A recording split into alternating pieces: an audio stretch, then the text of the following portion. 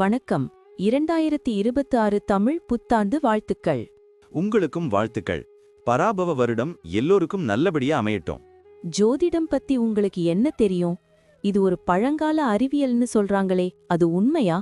ஆமா, ஜோதிடம்ங்கிறது கோள்கள் நட்சத்திரங்களோட நிலைய வச்சு நம்மளோட எதிர்காலம், குணம், வாய்ப்புகள் இதையெல்லாம் கணிக்கிற ஒரு முறை. உலகத்துல பல கலாச்சாரங்கள்ல ஆயிரக்கணக்கான வருஷங்களா இத பின்பற்றி வர்றாங்க. அப்போ வேத ஜோதிடம்னு ஒன்னு இருக்கே, அதுக்கும் இதுக்கும் என்ன சம்பந்தம்? வேத ஜோதிடம், அதாவது இந்திய ஜோதிடம், சந்திரன், நட்சத்திரங்கள், கோள்களோட சஞ்சாரம் இதையெல்லாம் முக்கியமா எடுத்துக்குது. ஒவ்வொரு ராசி லக்னம், கிரக அமைப்பும் ஒருத்தரோட வாழ்க்கையில பலவிதமான தாக்கங்களை ஏற்படுத்தும். இது எல்லாமே அவங்கவங்க ஜாதகத்தை பொறுத்து அமையும். சரி, 2026 தமிழ் புத்தாண்டு, அதாவது பராபவ வருஷத்துல கிரக நிலைகள் எப்படி இருக்கும்? இதனால நமக்கு என்ன மாதிரி பலன்கள் கிடைக்கும்? அததான் இப்போ நம்ம பார்க்க போறோம். இந்த பராபவ வருஷத்துல 12 ராசிக்காரர்களுக்கும் என்னென்ன சிறப்பு பலன்கள் இருக்குன்னு ஜோதிட ரீதியா நம்ம பார்க்கலாம். ரொம்ப சுவாரஸ்யமா இருக்கே. இத தெரிஞ்சுக்கிறதுக்கு முன்னாடி நம்ம சேனலை சப்ஸ்கிரைப் பண்ணாதவங்க உடனே சப்ஸ்கிரைப் பண்ணிடுங்க. ஆமா, பெல் பட்டனையும் கிளிக் பண்ணி வச்சுக்கோங்க. அப்பதான் நம்ம போடுற வீடியோஸ் உங்களுக்கு உடனுக்குடன் நோட்டிபிகேஷனா வரும். சரி, வாங்க வீடியோக்குள்ள போலாம். 2026 தமிழ் புத்தாண்டு கடக ராசிக்காரங்களுக்கு எப்படி இருக்கும்னு தெரிஞ்சுக்க ஆவலா இருக்கேன். நானும் அதை பத்தி தான் பேசணும்னு நினைச்சேன். இந்த வருஷம் கடகராசிக்காரங்களுக்கு கலவையான பலன்கள் இருக்கும்னு சொல்றாங்க. நிறைய புது அனுபவங்களும் சில சவால்களும் வரப்போகுதான். அப்படியா? அவங்க ரொம்ப உணர்ச்சி வசப்படுறவங்க ஆச்சே. அது சில சமயம் உங்களுக்கு சாதகமாவும் சில சமயம் பாதகமாவும் அமையலான்னு சொல்றாங்க. கொஞ்சம் மனசுல அமைதியின்மை இருந்தாலும் அதை சமாளிக்கிற சக்தி அவங்களுக்கு இருக்குமா? ஆமா, சமூகத்துல அவங்களோட திறமைக்கு அங்கீகாரம் கிடைக்கும்னு சொல்றாங்க. ஆன்மீகத்துல ஈடுபாடு அதிகமா இருக்கும்னு நினைக்கிறேன். புது வாய்ப்புகளை நல்லா பயன்படுத்திக்கணும். குடும்ப வாழ்க்கையை பத்தி என்ன சொல்றாங்க? குடும்ப வாழ்க்கையில கொஞ்சம் கவனம் தேவைப்படுமா. குரு பகவான் ஜூன் மாசத்துக்கு அப்புறம் ராசிக்கு முதல் வீட்டுக்கு பயிற்சி ஆகிறதாம செலவுகள் அதிகரிக்க வாய்ப்பு இருக்கு. குடும்ப உறுப்பினர்களுக்குள்ள கருத்து வேறுபாடுகள் வரலாம். அதை பொறுமையா கையாளணும். சுப நிகழ்ச்சிகள் கொஞ்சம் தாமதமா நடக்கலாம். குழந்தைங்களால சின்ன கவலையும் வரலாம்னு இருக்கு. ஓஹோ, இருந்தாலும் மூத்தவங்களோட ஆதரவு கிடைக்கும். புதுசா ஏதாவது பொருள் வாங்குவாங்கன்னு இருக்கு. விட்டு கொடுத்து போறது ரொம்ப முக்கியம்னு சொல்றாங்க. தொழில் வியாபாரம் எப்படி இருக்கும்? தொழில் வியாபாரத்துல நல்ல முன்னேற்றம் இருக்குமா. ராகு பகவான் 8ஆம் வீட்டுல சஞ்சரிக்கிறதால புது ஒப்பந்தங்கள் கையெழுத்தாகும். முதலீடுகள் செய்யும் போது கவனமா இருக்கணும்.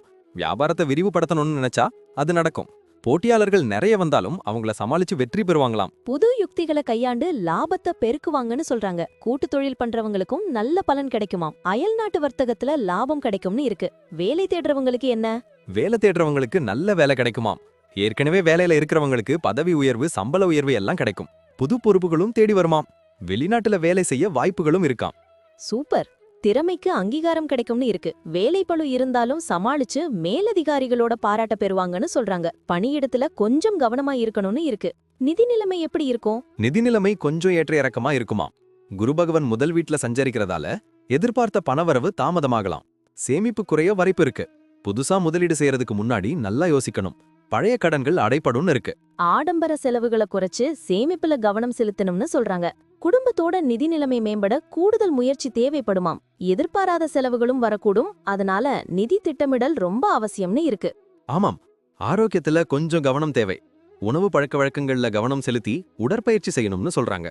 மன அழுத்தத்துல இருந்து விடுபட யோகா, தியானம் எல்லாம் செய்யணும். சின்ன சின்ன உடல் நல குறைபாடுகள் வந்தா அலட்சியம் காட்டாம உடனே சிகிச்சை எடுத்துக்கணுமாம். கண்களிலும் நீர் சம்பந்தப்பட்ட நோய்களிலும் கொஞ்சம் கவனம் தேவைன்னு இருக்கு. குழந்தைங்கள பத்தி என்ன சொல்றாங்க?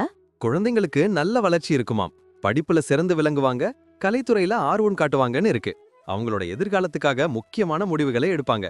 கல்யாணமானவங்களுக்கு குழந்தை பாக்கியம் உண்டாகும்னு இருக்கு. குழந்தைங்களால பெற்றோர்களுக்கு மகிழ்ச்சி உண்டாகும்னு இருக்கு. அவங்களோட திறமைகளை ஊக்குவிச்சு அவங்களோட அதிக நேரம் செலவிடுறது நல்லதுன்னு சொல்றாங்க. பயண வாய்ப்புகள் எப்படி இருக்கும்? பயண வாய்ப்புகள் இந்த வருஷம் அதிகமா இருக்குமா. கேது பகவான் 2ஆம் வீட்டுல சஞ்சரிக்கிறதால ஆன்மீக பயணங்கள் போவாங்களாம். உறவினர்கள், நண்பர்களை சந்திக்கவும் வெளிப்பயணங்கள் மேற்கொள்வாங்க.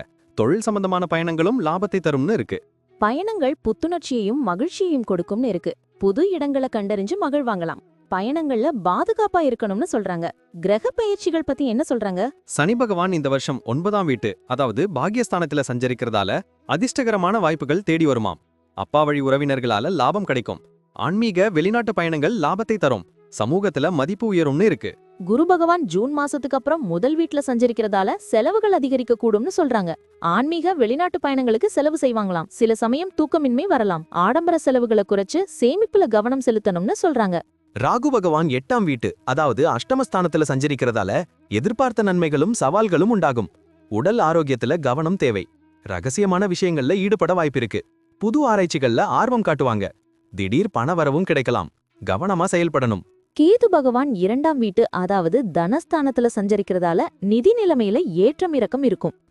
பேச்சுல கவனம் தேவை. குடும்பத்துல கருத்து வேறுபாடுகள் வரலாம். ஆன்மீக நாட்டம் அதிகரிக்கும்.